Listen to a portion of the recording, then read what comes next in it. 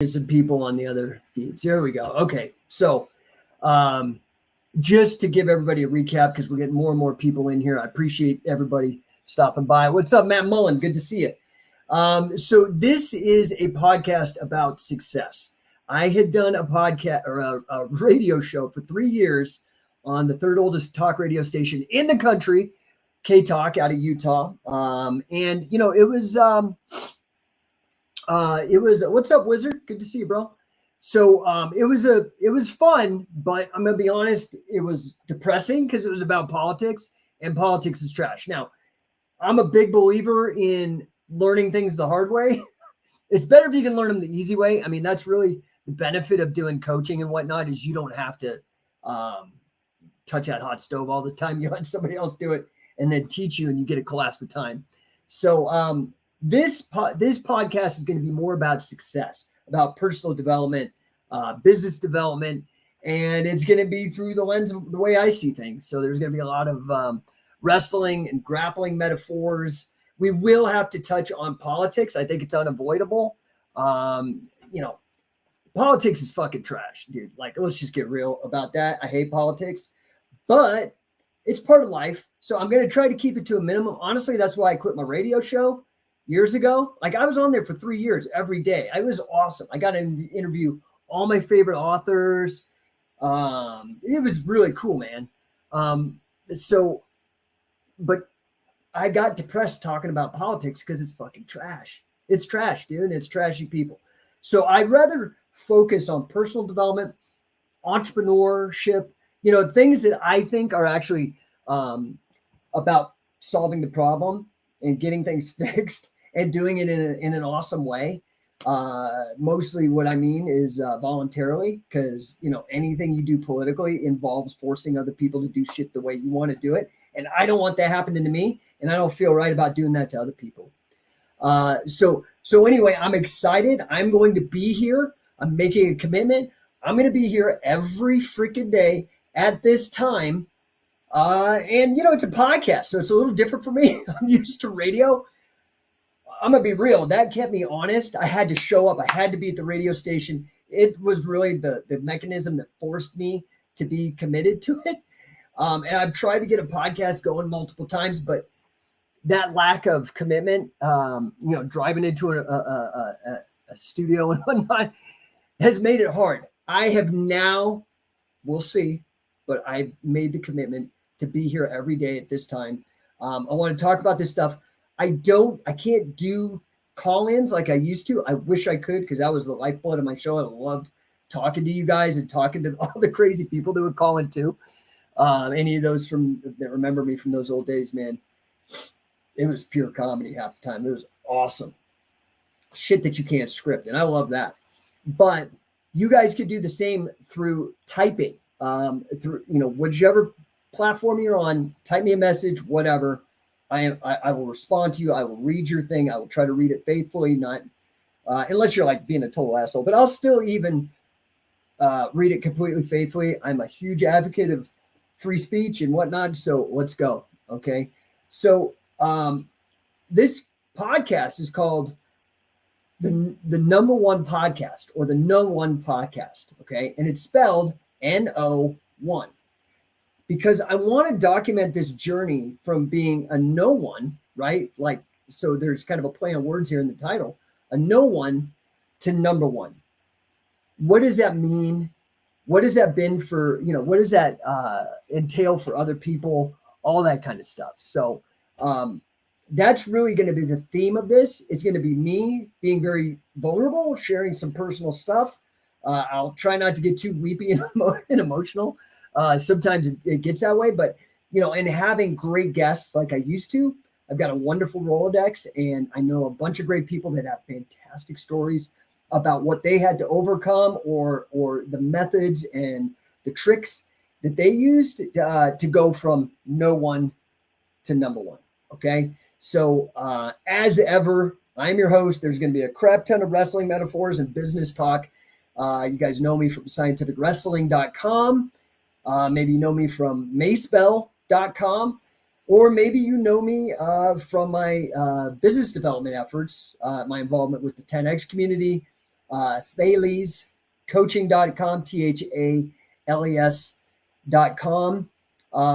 I don't know how you know me. Maybe you're just my friend. So I hope you're my friend either way. Let's get started. And thank you for being here. Again, we're going to be here every day, so please show up with me because I'm going to just be talking to dead space. I'm good, man. I can bullshit for hours. So whether you show up or not, I'm going to be blabbing, but hopefully it'll be fun enough for you to keep coming by. So I want to talk. I have a talk that I want to give, and I'm going to kind of test it out on you guys a little bit. So I appreciate you sitting tight. I promise this will be worth it. You might even get to see me cry. I don't know. Last time I read through this, I started crying. The talk is called Wrestling with Greatness. And not because I'm a wrestling great. I'm obsessed with wrestling, probably more than anybody else you know, at least in the field in which I've specialized. And that most of that work can be seen at scientificwrestling.com. Okay. So this talk is really about personal development and wrestling, how they intermingle, how there's great metaphors, whatnot. The name of the talk is Wrestling with Greatness, okay? So here it goes. My young body had nearly been destroyed. I'd had a stressful childhood. My parents divorced before I was 5, the very same year that I started Pee-wee wrestling, by the way. Hey, thanks, Wizard Man. We're gonna hopefully this will be entertaining for you guys. Anyway, I started wrestling when I was 5. This was the same year that my parents divorced. And again, I had a pretty stressful childhood. My body had been destroyed in my youth by no fault of my own or my parents. Gangrene poisoning. I don't know if you know what that is, but it's pretty nasty. Nearly killed me after a doctor had botched a surgery, right? So this is one of my causes. It's known as iatrogenic death or death by doctor. It's by whatever measure the American Journal or the Journal of the American Medical Association puts it as the 3rd leading cause of death, medical error, after heart disease and cancer. And if you add adverse drug reactions into that, it becomes, unfortunately, with the title of this podcast, the #1 leading cause of death, medical error. And who knows what it's good. I mean, it's definitely going to cement that after we get all these figures from these people that had adverse reactions to injections recently, unfortunately. The heart attacks, the myocarditis, the things that, Peter McCullough and others, Dr. Peter McCullough and others are talking about. Anyway, I was the victim of medical error at 10. I had a botched surgery. A doctor did an appendectomy on me, which I, to this day, wonder if even the appendectomy was necessary. Cut me open for a surgery when I'm 10, leaves a hole that big at the top of the incision and tells me to take baths. Now, I don't know if you guys have any sensibility of germs, but that's a bad recipe. Take a dirty 10-year-old boy, tell him to take a bath with this water and all the dirt and nastiness with an open wound. Needless to say, about a month after the botched appendectomy, I ended up having serious gangrene poisoning, so much so that they rushed me to emergency surgery on the 4th of July, meaning they actually had to call doctors away from their 4th of July celebrations to do an emergency surgery. I remember I was at St. Anthony's Hospital, which overlooks a lake in Denver called Sloan's Lake. And I remember being wheeled out. I had the little mask on. I'm 10, and they're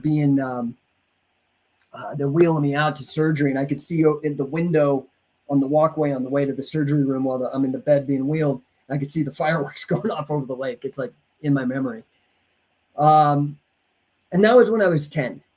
I did fight back eventually and got my strength back, and a lot of that was motivation provided to me through martial arts movies and magazines.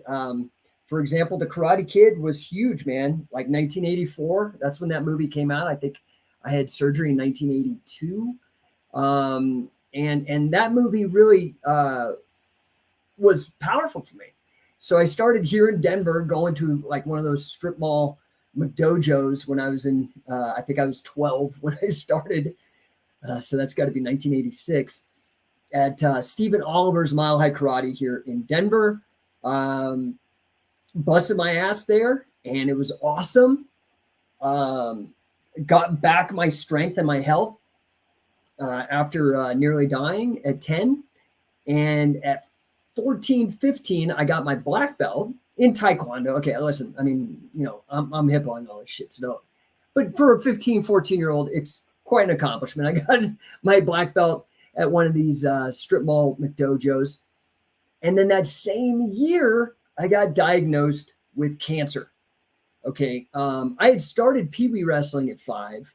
I never really thought of it as a martial art, honestly, until the UFC. But anyway, so that black belt was important to me, I mean, it was quite an accomplishment for me as a 15-year-old. I thought I was the man, you know what I mean? Like, very limited context and whatnot. I didn't have a lot of wisdom and knowledge and experience, but it was quite an accomplishment for me. And so it was rough when I got nuked with this cancer diagnosis at 15. Again, I don't know that this was really any fault of my own or my parents per se. I was a latchkey kid and I was pretty lonely. I wouldn't say I was neglected, but my parents were just never home. They were working, hustling. They were very blue collar, trying to just make ends meet. But, we lived within a 10-mile radius of a place known as Rocky Flats. It's between Boulder and Denver. Now, Rocky Flats, if you Google it, is also known as the American Chernobyl. Yeah, wonderful, right? So one of the biggest cover-ups in American history. Fascinating case. Massive. Rocky Flats made all the nuclear triggers for the nuclear weapons and the warheads during the Cold War for the United States. Okay. That manufacturing facility was located between Denver and Boulder at this facility called Rocky Flats. They had some fires and some issues that caused giant plumes of plutonium to spread out. And I do believe that because Metro State of Denver University here actually did some interesting research and found like abnormal, freakish numbers of rare cancers within a 10-mile radius of Rocky Flats. My diagnosis was in 1989, which was the same year, and the first time ever in American history, by the way, the same year that Rocky Flats got raided. It was the first time that one federal agency raided another federal agency. So actually the whole idea of like federalism kind of was working for once, where they had checks and balances. I think it was the FBI raided the Department of Energy because of all the cover-ups and scandal and whatnot. It's also, I think, the only grand jury case that the grand jury, I think, was sealed with penalty of jail time if they ever discussed what went on during the grand jury. They used national security stuff. Anyway, I get cancer, sucks, totally brutal. It was Hodgkin's lymphoma. When I say I got nuked, I literally got nuked because I had to get radiation treatment. That was a bitch. That was brutal. If you know anybody who ever has cancer, they just got to go through Now, mind you, this is 1989. I think today, I was back in the fucking Stone Ages when that shit was like, they threw the whole fucking kitchen sink at you, like it was rough. Today, I think maybe they're a little more nuanced and hopefully they've learned some stuff, but it was brutal for me.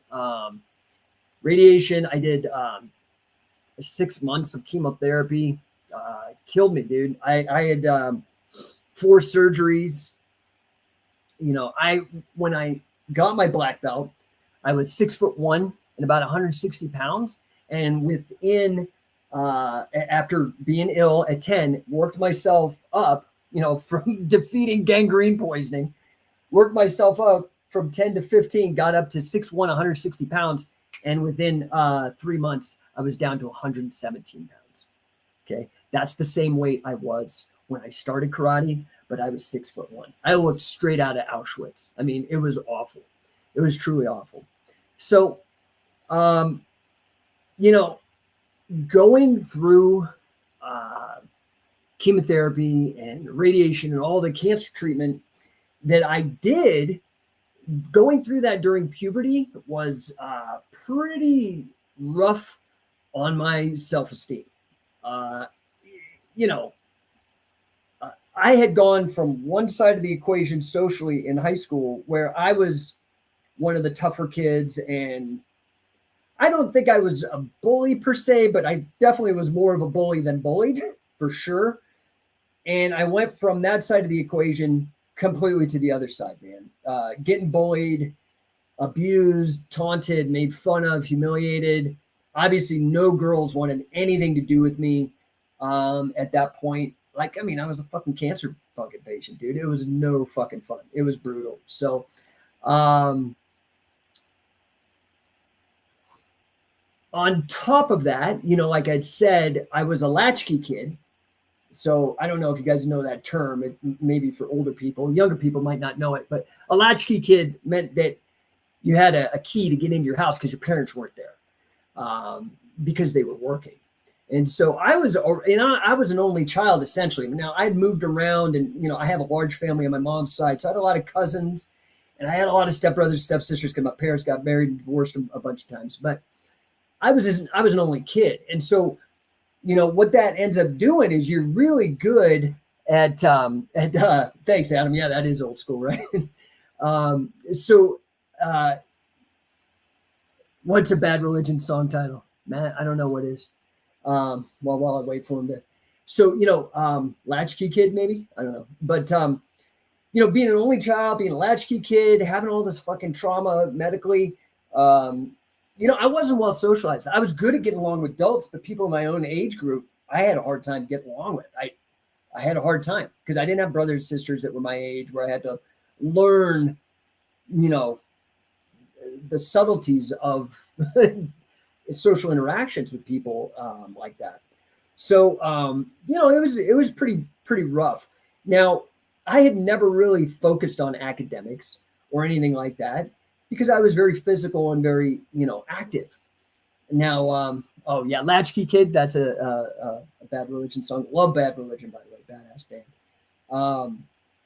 But I had been very, very physical and active. And when all of a sudden I had all this lack of it, I mean, I couldn't. I couldn't try out for the wrestling team for sure.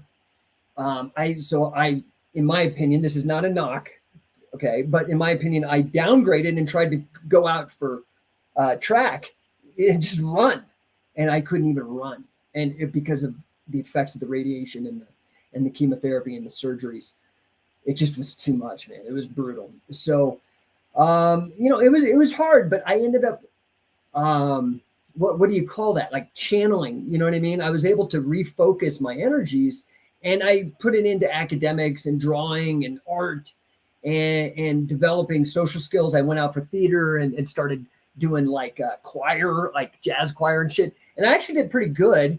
I, as weird as it sounds, I don't do anything with that at all. It was just during this short window when I was ill.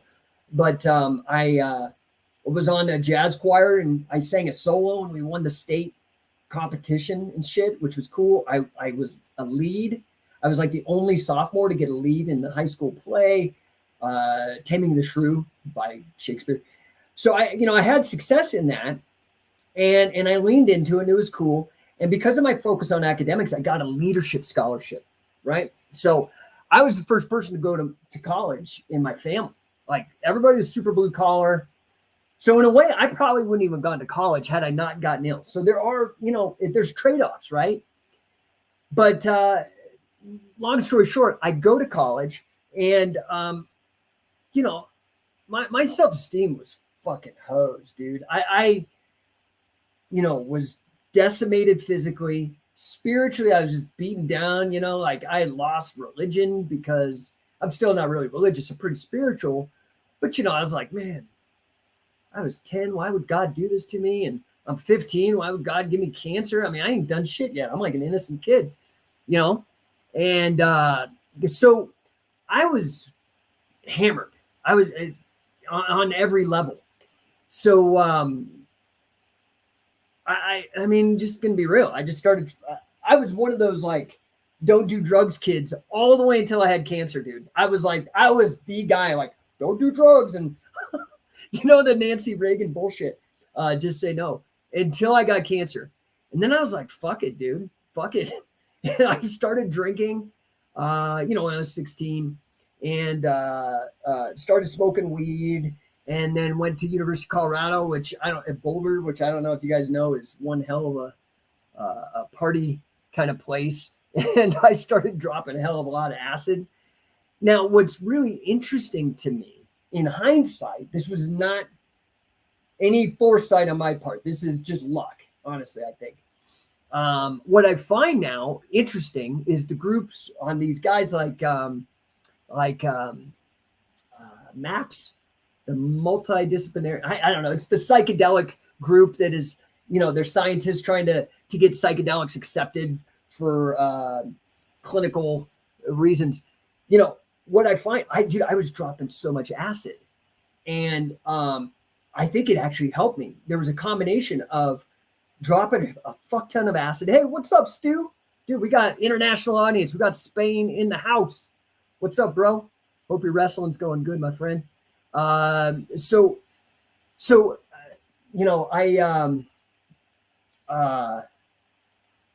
started dropping all this fucking acid, and I had great experiences until I stopped having a great experience, and then I stopped doing it because that shit. If you have a bad trip, it's very easy to quit after you have a bad trip. But I did a lot, and I did a lot my freshman and sophomore year, and I think it contributed to my healing. That combination. Plus, I had, honestly, some of the greatest roommates that were positive influences on me in college, But, I was shot, dude. I was drinking, smoking weed, doing all this. I had gotten to college on a scholarship, and I was fucking blowing it. I was blowing it. I was a film major because I was on drugs. You know who's in my film class 2 years prior to me? Trey Parker and Matt Stone, the guys who created South Park.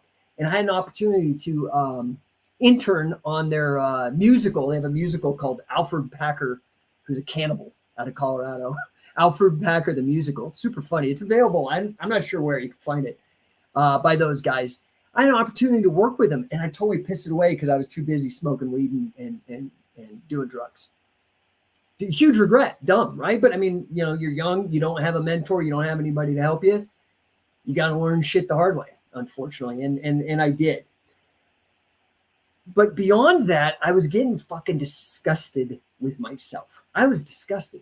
I remember having one of these man in the mirror moments, and I just looked at myself, and I had not, I had gotten a black belt and all this stuff, and I had been very physical, but I had just gotten so hammered by that second serious childhood illness, and then went the wrong way with drugs and drinking. And I just did not put my health or anything in. I'd become kind of nihilistic and depressed. And I got really bad out of shape. So bad. I remember spring break. Again, I have shit self-esteem. I have no good friends. Just drinking and doing a lot of drugs and having, casual sex. And it's just trying to find something. You know what I mean?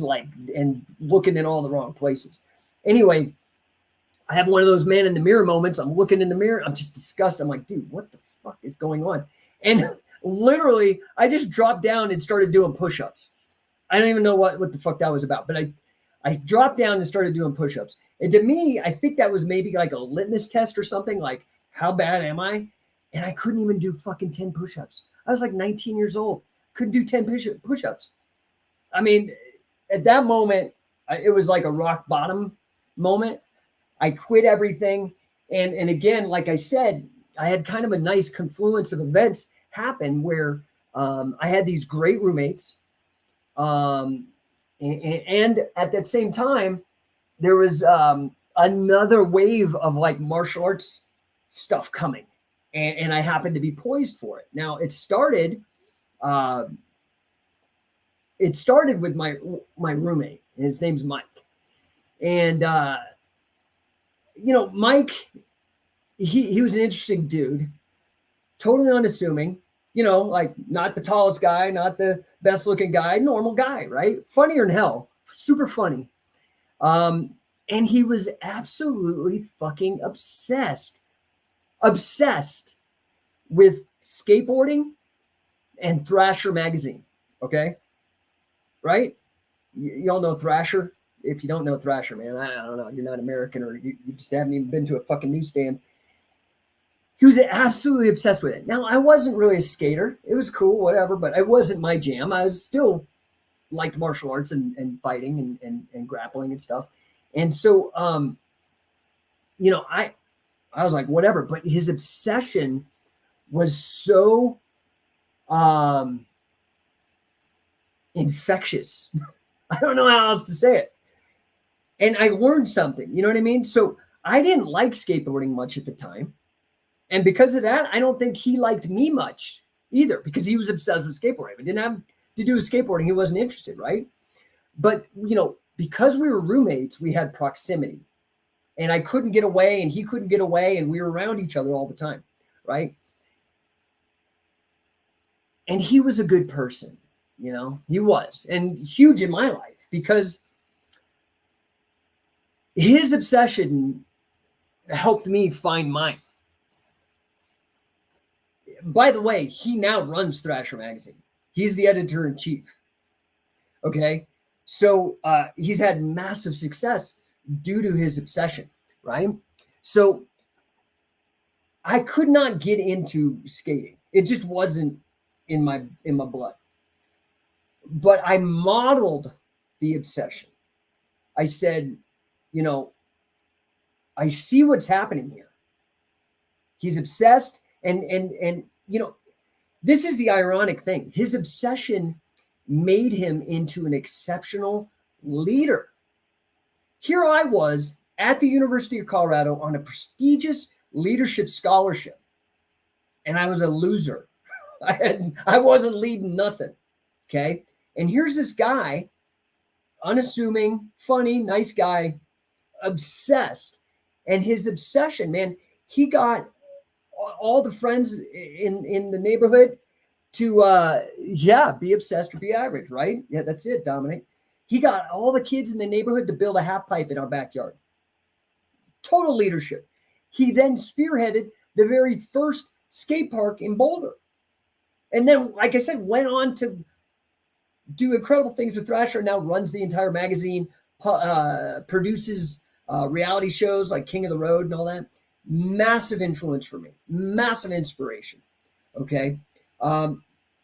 So when I had to whittle it down, I still didn't know what I was going to do. Right. I just knew something had to change, and I was really open to it because I had hit rock bottom.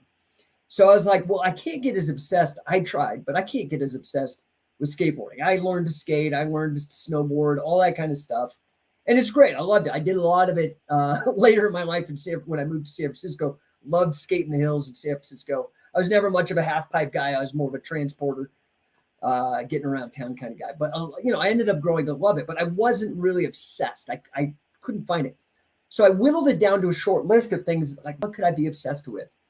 And it ended up being martial arts. Now, at that same time, okay, this is probably May of 1993. And between May of 1993 and May of 1994, my life completely changed. And it changed.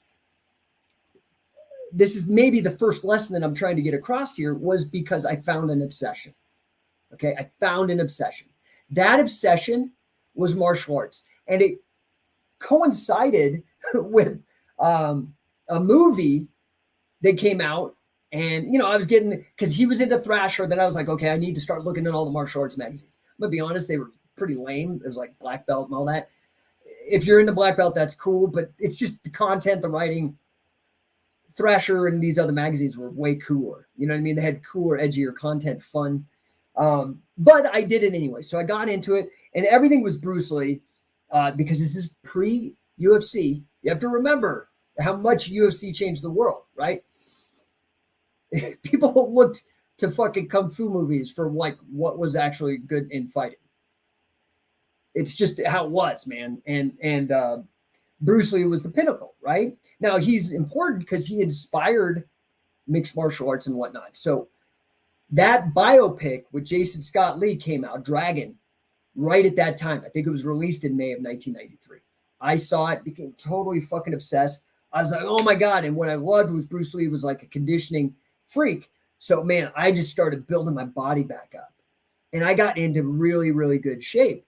And I started doing the Bruce Lee thing because I'm like, I'm all in on this shit. Because, you know, if you ever know somebody who gets into drugs, man, a lot of times they're obsessive, right? And they need a channel for that obsession. And drugs or sex or gambling are bad channels for obsession. But if you find a good channel for obsession, it can be insane. So when I did this inventory and found martial arts, I went in deep. And so I still hadn't really considered my time as a kid wrestling as a martial art. I never considered it still. I was still thinking punching, kicking Bruce Lee, you know, I had my black belt in Taekwondo. So I'm very biased in my thinking. UFC hasn't come out. I start doing these challenge matches. You know, I'm like 20 years old and I'm doing these crazy challenge matches. And one of my roommates takes me up. Now, this is how cool my other roommate was, the one that ran Thrasher. He knew I was obsessed with this stuff, right? He knew it.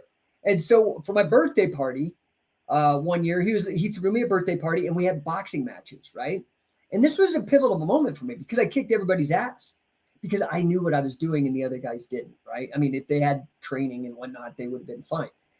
Anyway, I mean, I smoked everybody. I got a lot of respect that I hadn't gotten before that moment. You know, everybody's like, holy fuck, dude, don't fuck with Jake, man. You're fucking shit up. Well, one of my roommates didn't like the rule set. So later on, and he's a green belt in judo, and this is another massive lesson for me, is, you know, I was feeling myself and I was all cocky and all this shit. And he probably got sick of it. And he's like, hey man, let's go out in the backyard. I got judo. Let's do like some like more no rules stuff, more Bruce Lee. He totally got me. So I was like, all right, fuck yeah, I'm gonna kill you. So we go out in the backyard. And man, and he was a green belt in judo. And every second he put his fucking hands on me, I was gone. Maybe I'd hit him once or twice, you know, bouncing around, doing my shit. And dude, every time he'd fucking get his hands on me, I'd hit the ground and hard. It was a real brutal day for me. And real humbling. And a day that, you know, again, touching that hot stove, I was like, shit, okay. So that day, I went down to the Boulder YMCA and signed up for judo under, he was a senior national champ named Bernd Busch. I mean, he's not a biblical guy. He's German. It's like B-U-S-C-H. Great guy. So I started just hardcore going judo. Now, again, I keep talking about obsession and a confluence of events. And it's kind of magical, man. Like once you find the obsession, shit starts being easier because you're weeding out all the other distractions, right? That year, UFC 2 is in Denver. UFC 1 and 2 are in Denver. I didn't see UFC 1, but I see the advertising for UFC 2, and man, it is just right on everything that I'm about, okay? I'm like, oh my God, no rules fighting. This is crazy. They have all these styles. It's like fucking blood sport for real. I'm like, I'm there, dude. Let's go. So I actually take the roommate that had a green belt. His name's Dan.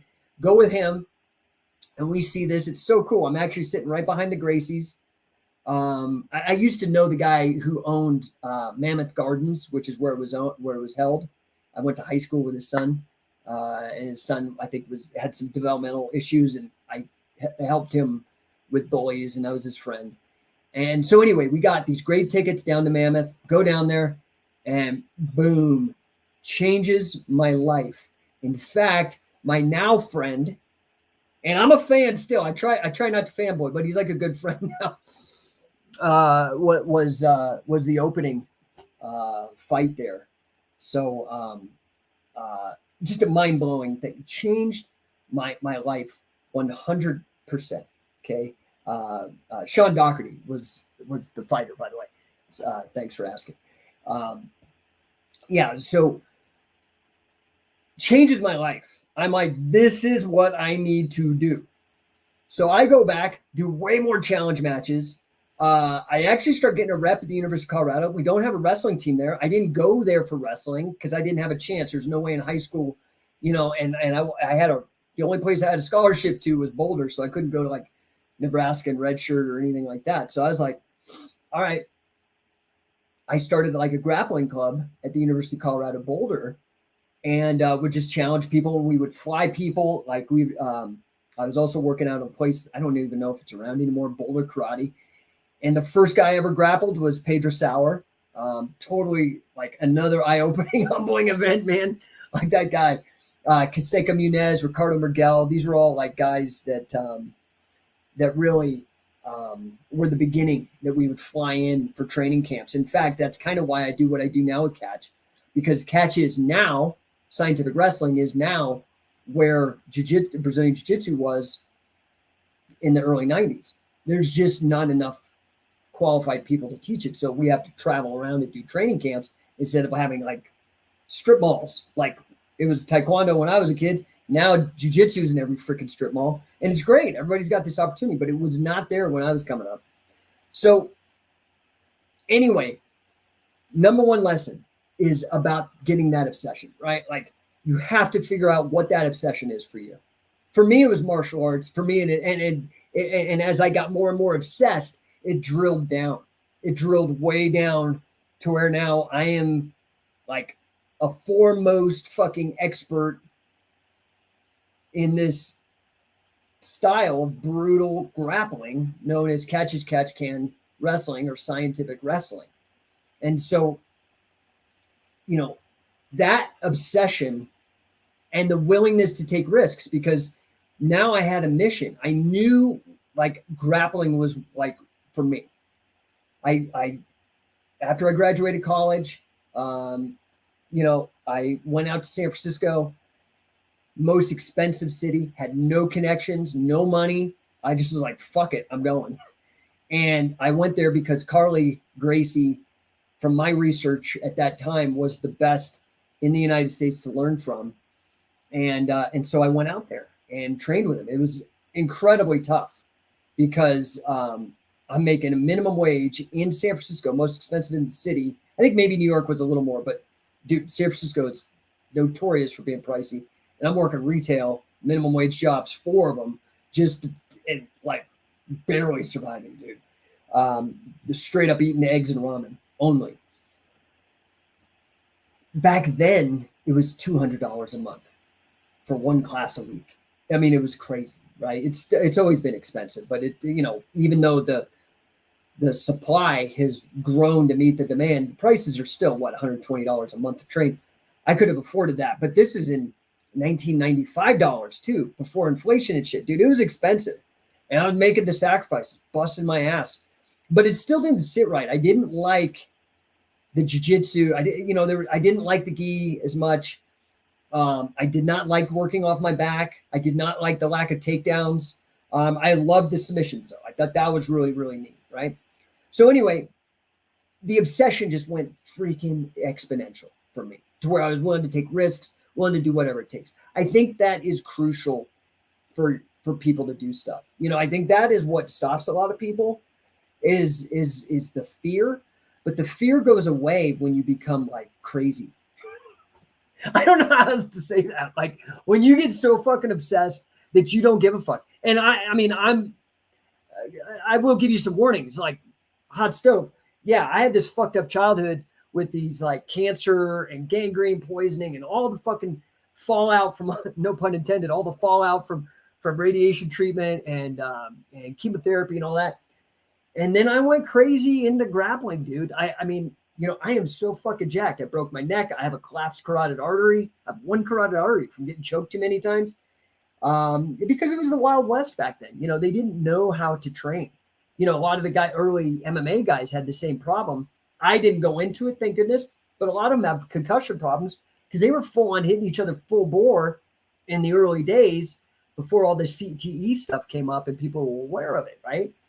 And so, you know, I think that's, for me, I'm pretty sure this whole carotid dissection thing that I went through and stroke, I had mini strokes, and I mean, it was serious. But that's the level of obsession sometimes. You know, here I'm up fine, dude. Everything works. I can't grapple anymore, but I coach. And which is another important thing is you got to figure out how to adapt and improvise to stay with your obsession, man.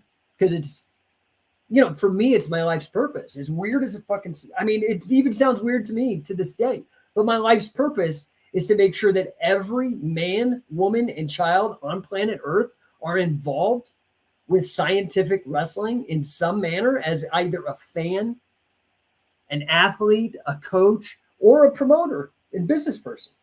That's my mission, right? So I've created scientific wrestling. I've created the affiliate program, created the coaching program, put out so much material.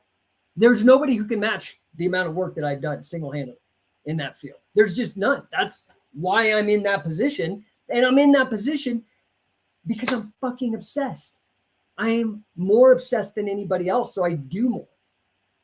Is that fair? You guys understand? Now, along the way, I picked up other obsessions, right? Like my family. I'm a family man, and I come from a totally broken home, total like no knowledge, nobody to model for a good marriage, and all that shit.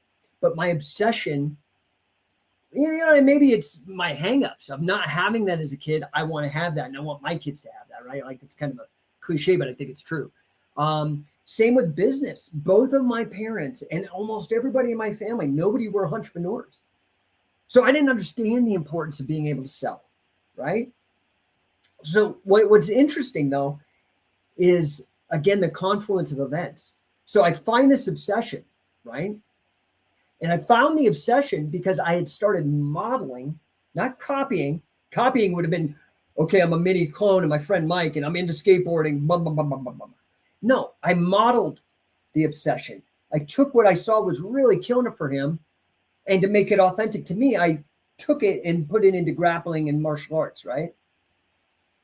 I had learned this concept because I remember this is when I was totally fucking depressed, having that man in the mirror moment when I was disgusted with myself. And I was up late at night. I was in college. It was late, like 2:00. I should have been asleep, but I just couldn't sleep because I had too much anxiety because I was a loser and I was worried. I was like, dude, I don't know how to make money. I don't know how to do anything. I went to all this fucking high school, excuse me, all this fucking college, and I still don't know any way how to fucking make money. Like, right? Like the tragedy of modern education. It's just the opposite. It's like everything's upside down. Like health. Like medicine destroys health, law destroys justice, law and politics destroys justice and peace, and fucking education makes you stupid. It's just the fucking weirdest thing. But that's because you're trusting other people. And I think you have to trust other people, but I think you have to have it in yourself first. I don't think you can truly trust other people until you know what it's like to trust yourself. And you can only trust yourself by putting yourself out there and fucking up and failing and learning from your mistakes, right? So I had modeled my friend's obsession, okay? But I learned this idea of modeling because I was so fucking distraught one night. I couldn't sleep. I'm laying on the couch. I think I was eating fucking ice cream. One of my jobs was Haagen-Dazs. So I'm fucking eating ice cream. And on that fucking TV, at like 2:00 comes an infomercial, and it was fucking Tony Robbins and Fran Tarkenton sitting by some fucking pool in like Florida or California, and they were hawking the unlimited power cassette tapes. Okay, cassettes, man. This is like pre-CD. Okay, so I remember it was a big risk for me because I was making no money, dude. No money at all. Nobody had ever shown me that you could learn from these, do personal development kind of stuff. So anyway, I bought this thing. It was like $100 or $150. It was, or $129 or some shit like that, which back in 92 or 93 or whenever I saw that was a lot of money for me. I was not making any money. But anyway, I get the tapes, I start listening to it, and I learn about modeling, and I start applying it, right? Now, I think, the lessons to be learned here, there are a few. One, you got to have your rock bottom. You got to have your, like, man in the mirror moment, like, where you're just fucking real, dude. Like, no more bullshit, no more rah-rah, puffing yourself up, fake it till you make it. Like, you got to have a real assessment of the reality of the situation, right? I did my push-ups and I was like, I couldn't even fucking do 10. It was bad, right? So that was, and I was just like, man, this is not good. So I think that's number one. Number two is you got to get obsessed, right? You have to find that thing that makes you fucking crazy. Now, it has to be healthy. You do that over a fucking guy or a girl, you're going to end up in jail for stalking or being a fucking creep. You can't do that. You do that with drugs, man, you're going to end up fucking like a morality tale, like fucking Breaking Bad or in a gutter somewhere, okay? You do that with gambling, no good. Like you do it, right? So you've got to find a healthy obsession. But obsessions can be healthy. That's the thing I think you have to remember. The third thing is you've got to take risk. You've got to be willing to fucking fail and fuck up and go through hard shit and sacrifice. Dude, this is just like my origin story on some of this stuff, how I came up in my 20s, right? Dude, I will tell you a story how I got sick of being poor. So, I my first obsession was martial arts and grappling and wrestling, and I pulled myself up by my fucking bootstraps with that shit, but I was still poor. Like I said, I was working fucking retail job. I had a college degree, dude, and working 4 minimum fucking wage jobs. And now I would work where I thought I could get shit for free, right? Like cool stuff. Like I worked in bookstores, video stores. I worked in movie theaters. And then I started working as a teller in a bank because I was like, I need to figure out money. And I started working, and I had 4 fucking jobs in San Francisco. It was brutal, dude. And I'm taking the bus everywhere. You can't have a car. One of the big things I did, my mom gave me her used Toyota MR2, this cute little red sporty 2-seater, right? And I took it to San Francisco, and I got so many fucking parking tickets. And this was 94, 95. And dude, I took another risk. I sold the fucking car, and that's how I bought my first fucking computer, man. Changed my life again. I took a huge risk. That computer was the same price as a car. It didn't even have a gigabyte of RAM. It couldn't do shit. It had the fucking plug-in modem with the, that sound when you try to hook to the internet. Took you an hour to download one porno picture. It was like the worst, dude. But I spent that money, and it was some of the best money I ever spent. Now, like the first thing is you've got to get real with yourself. You got to have that man in the mirror moment. The second thing is you got to find that obsession. You got to figure it out. You got to model, like figure out what are you willing to get crazy about in a healthy way. Take risks. Okay, that's the third thing.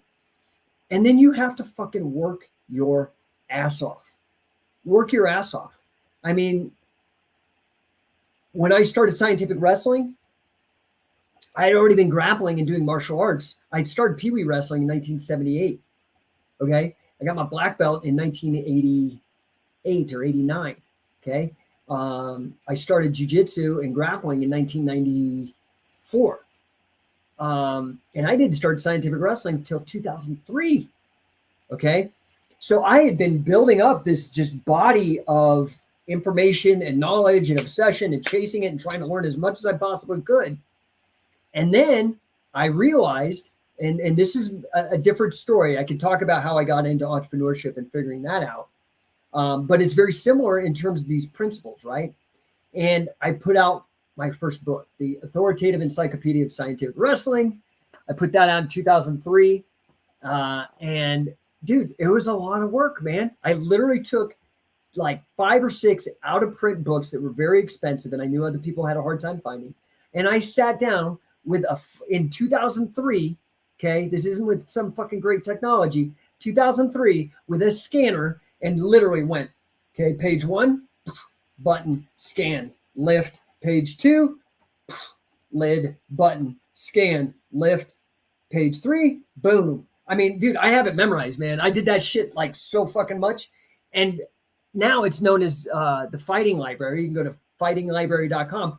10,000 pages of material that I've archived and curated and put into a format so you guys can check it out. So anyway, I just wanted to let you guys know that these are absolutely crucial for your success. All right. So it just takes massive action, massive amounts of work. It takes being real with yourself, getting obsessed, taking risk, and massive amounts of action. That's the recipe. This is why I'm so into this 10X shit. I had not found, like, I liked Tony Robbins, and there's been all these other guys in personal development and mindset and stuff. But Grant, to me, at this point in my life, really nails like a lot of that material. And frankly, you know, he's like me, like what I've done in for Scientific Wrestling in terms of content, trainings, events, all that. He's done that in business development. And so, you know, I'm not going to reproduce the wheel. I'm just, and his name is huge. He spends probably $10,000 or $50,000 a day on advertising. I'm like, I'm just going to draft behind that. So that's his story for another day. I really appreciate you guys coming in. Like I said, I'm going to be doing this every day at this time. So if this was cool for you, you know where I'll be. Hopefully, you know, you guys, please start banging on those keyboards, because I can't take calls like I used to on my radio show, but I can interact with you. Adam, what a pleasure listening to you, Coach. My son and I are really excited to meet you. Adam, likewise, dude. Excited to see you out in, I think you're doing Pinion Hills. So excited. Guys, if you want to get involved with my wrestling stuff, scientificwrestling.com has all the shit you can learn online, you know, instructionals, videos, courses, books. If you actually want to come to an event, coachingcatch.com. We do these incredible training camps. My assistant coaches are like the best in the world, and full coaches now. We've been doing this for a minute. You know, anyway, coachingcatch.com, Scientific Wrestling. If you want to be a part of Scientific Wrestling, actually make some money doing what you love, check out our affiliate program, Scientific Wrestler, scientificwrestler.com. And then on any of the business stuff, check me out, Thales, Thales, after the famous Greek philosopher, and we'll talk about him someday too, I'm sure. Thales, Thales, coaching.com. Check that out. We're actually doing a 10X Business Bootcamp, our second one, here in Denver on June 24th through the 26th, dude. Check it out. 10xdenver.co, like Denver, Colorado. 10xdenver.co. Show up, man. It's going to be amazing. You go to that website, you can see all the testimonials from the last event and the content, what you get out of it. It's literally like an MBA in a weekend.